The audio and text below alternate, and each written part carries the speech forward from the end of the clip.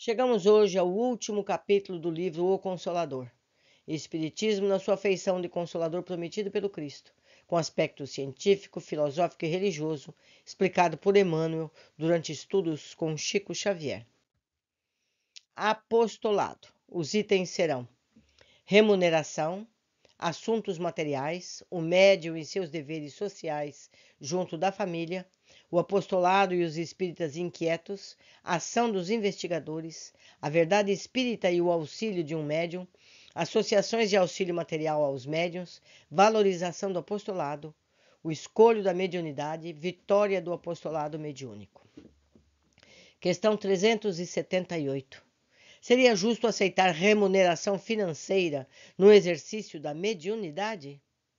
Resposta: quando um médium se resolva a transformar suas faculdades em fonte de renda material, será melhor esquecer suas possibilidades psíquicas e não se aventurar em terreno delicado dos estudos espirituais.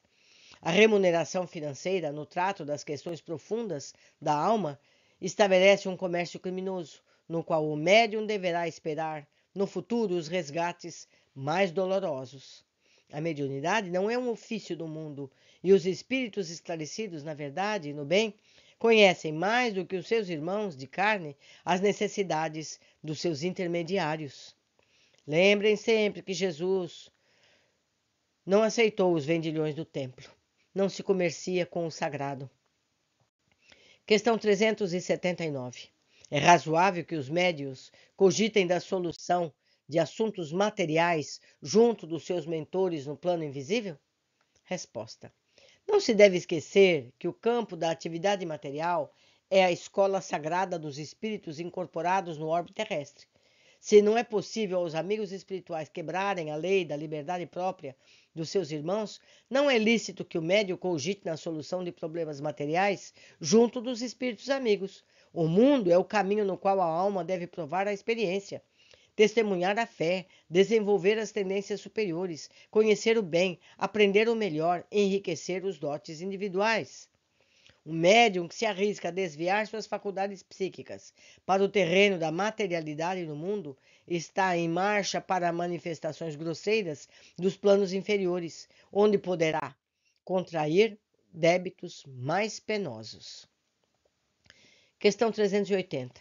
Deve o médium sacrificar o cumprimento das suas obrigações no trabalho cotidiano e no ambiente sagrado da família em favor da propaganda doutrinária? Resposta: o médium somente deve dar ao serviço da doutrina a cota de tempo de que possa dispor, entre os labores sagrados do pão de cada dia e o cumprimento dos seus elevados deveres familiares. A execução dessas obrigações é sagrada e urge não cair no declive das situações parasitárias ou no fanatismo religioso. No trabalho da verdade, Jesus caminha antes de qualquer esforço humano, e ninguém deve guardar a pretensão de converter alguém quando nas tarefas do mundo há sempre oportunidade e preciso conhecimento de si mesmo. Que médium algum se engane em tais perspectivas, antes de sofrer a incompreensão dos companheiros, de transigir com os princípios, caindo na irresponsabilidade ou nas penosas dívidas de consciência. A gente conhece pessoas que abandonam a família para se dedicar o dia inteiro, o mês inteiro, a atividades religiosas. Lembrando que a família é a primeira responsabilidade que temos. É ali que evoluímos, é ali que cumprimos o nosso passado. Questão 381. Poder-se admitir que os espiritistas se valham de um apostolado mediúnico para a solução de todas as dificuldades da vida? Resposta: o médium não deve ser sobrecarregado com exigências de seus companheiros relativamente às dificuldades da sorte. É justo que seus irmãos se socorram das suas faculdades em circunstâncias excepcionais da existência, como nos casos de enfermidades e outros que se assemelhem. Todavia, cercar um médium de solicitações de toda natureza é desvirtuar a tarefa de um amigo, eliminando as suas possibilidades mais preciosas. E, além do mais, não se deverá repetir no espiritismo sincero a atitude mental dos católicos romanos, que se abandonam junto à imagem de um santo, olvidando todos os valores do esforço próprio. Os núcleos espíritas precisam considerar que em seus trabalhos há quem os acompanhe do plano superior e que receberão sempre o concurso espiritual de seus irmãos libertos da carne, dependendo da satisfação deste ou daquele problema particular. Os méritos de cada um. Proceder em contrário é eliminar o aparelho mediúnico, fornecendo doloroso testemunho de incompreensão. Questão 382. Quando um investigador busca valer-se dos serviços de um médium, é justo que submeta o aparelho medianímico a toda sorte de experiência, a fim de certificar-se dos seus pontos de vista? Resposta: depende do caráter dessas mesmas experiências, e quaisquer que elas sejam, o médium necessita de muito cuidado, porquanto no caminho das aquisições espirituais, cada investigador encontra material que procura. A quem se aproxima de uma fonte espiritual, tisnando-a com a má-fé e a insinceridade, não pode, por certo, saciar a sede com água pura. Questão 383. Para que alguém se certifique da verdade do espiritismo, bastará recorrer a um bom médium? Resposta: os estudiosos do espiritismo, ainda sem convicção valorosa e séria no terreno da fé, precisam reconhecer que em trabalhos dessa ordem não basta o recurso de um bom médium. Faz-se mister que o investigador, a par de uma curiosidade sadia, possua valores morais imprescindíveis, como a sinceridade e o amor do bem, servindo a uma existência reta e fértil em ações puras. Questão 384. Seria proveitosa a criação de associações de auxílio material aos médiuns?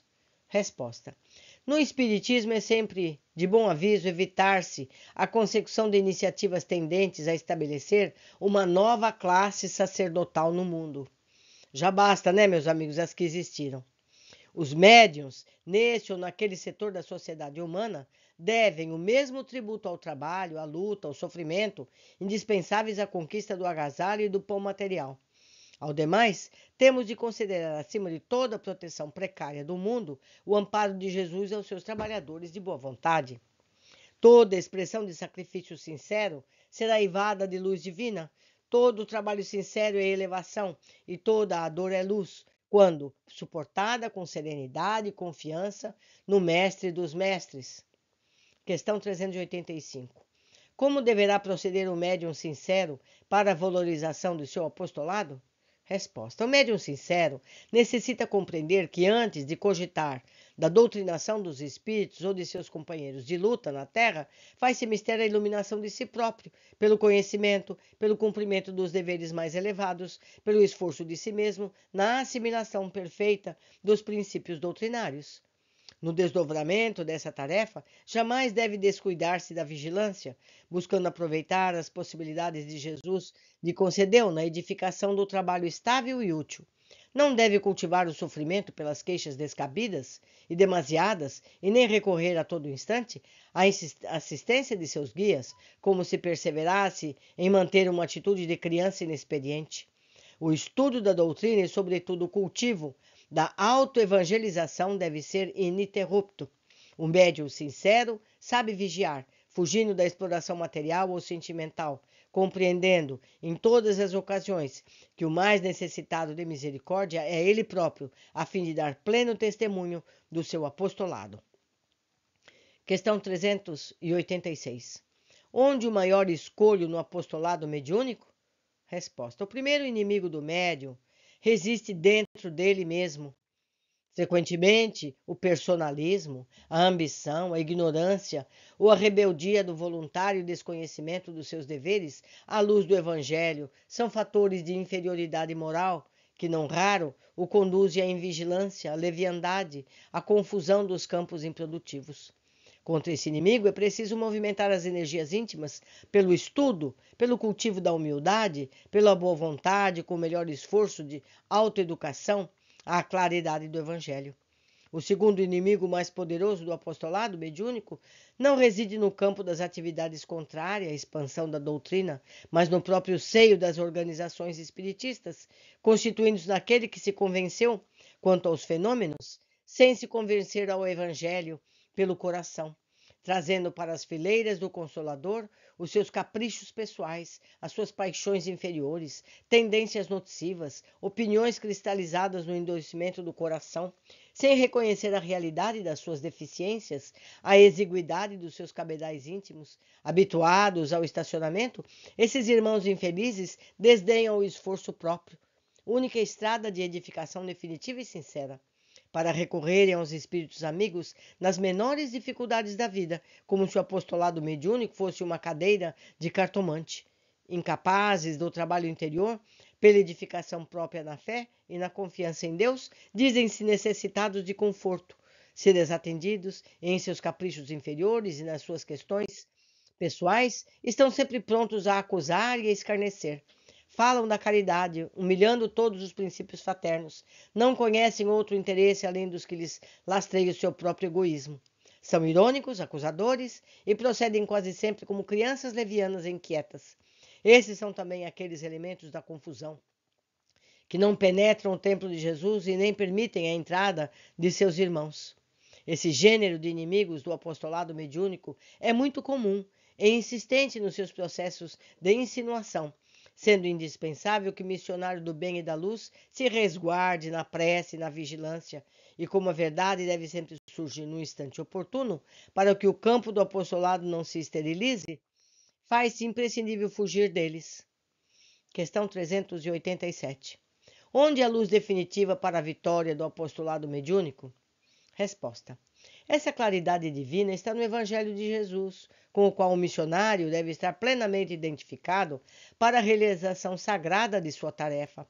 O médium sem Evangelho pode fornecer as mais elevadas informações ao quadro das filosofias e ciências fragmentárias da Terra. Pode ser um profissional de nomeada, um agente de experiências do invisível, mas não poderá ser um apóstolo do coração. Só a aplicação com o Divino Mestre prepara o íntimo do trabalhador, a fibra da iluminação, para o amor e dá resistência contra as energias destruidoras, porque o médium evangelizado sabe cultivar a humildade no amor e ao trabalho de cada dia, na tolerância esclarecida, no esforço educativo de si mesmo, na significação da vida, sabendo igualmente levantar-se para a defesa da sua tarefa de amor, defendendo a verdade sem transigir com os princípios no momento oportuno. O apostolado mediúnico, portanto, não se constitui tão somente da movimentação das energias psíquicas em suas expressões fenomênicas e mecânicas, porque exige o trabalho e o sacrifício do coração, onde a luz da comprovação e da referência é que nasce o entendimento e da aplicação com Jesus Cristo. Concluímos, meus amigos, mais um livro. Eu espero que todos tenham apreciado. Lembro sempre que este canal não é monetizado. A minha satisfação é estar aqui junto com vocês, lendo, estudando, aprendendo, divulgando todos esses conhecimentos. Convido a todos que leiam os livros anteriores. Há livros de todo tipo, desde os mais simples até os mais científicos. Podem encontrar aquilo que lhes apraz. Por hoje é só. Aguardo a todos no nosso próximo livro. Abraços!